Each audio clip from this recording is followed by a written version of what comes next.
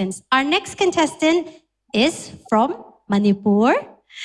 And she's one of our younger contestants, one of our beautiful contestants. She's getting ready backstage. Tuna Chuan,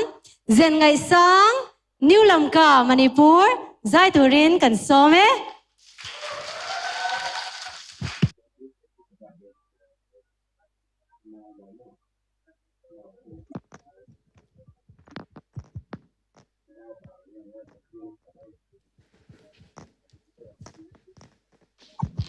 Hello.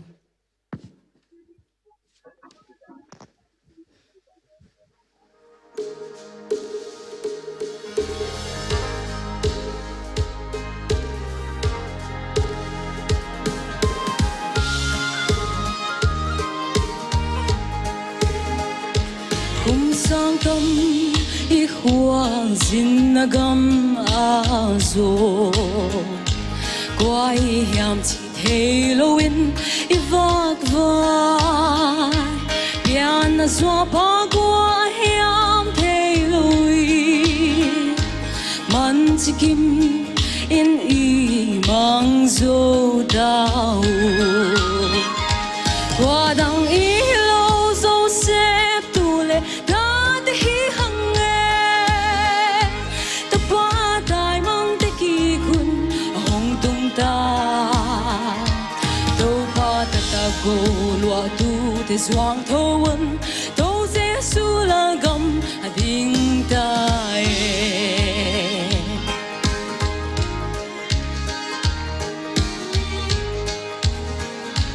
bang chi hiam chi in vak vaya đâu ba thun bo sia te hi hang e nam dang te thu nei na sa tangi đâu ba thang bai na do phok le buang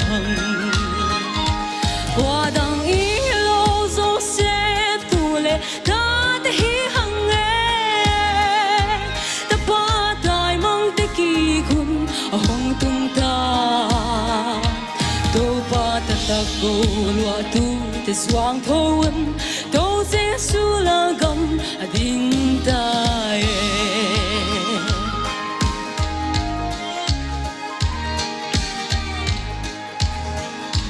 Pathianam te zo swan te tho aun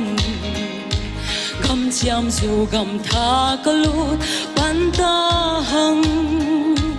nam thu pi kho vel tan vang ding ta zo i tho đi i din tha đi ngu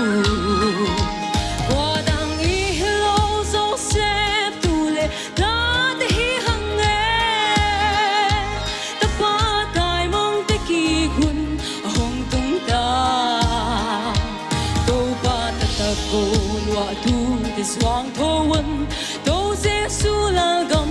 ding ta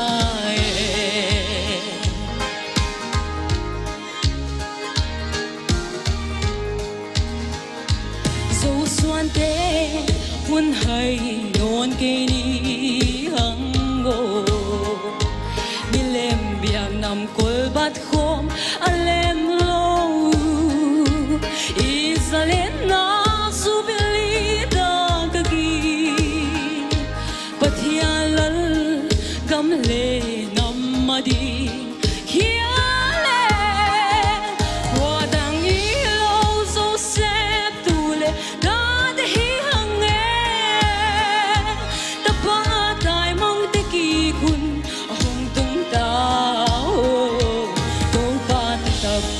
lua tu zoang thâu ân đâu Giêsu là gam ding ta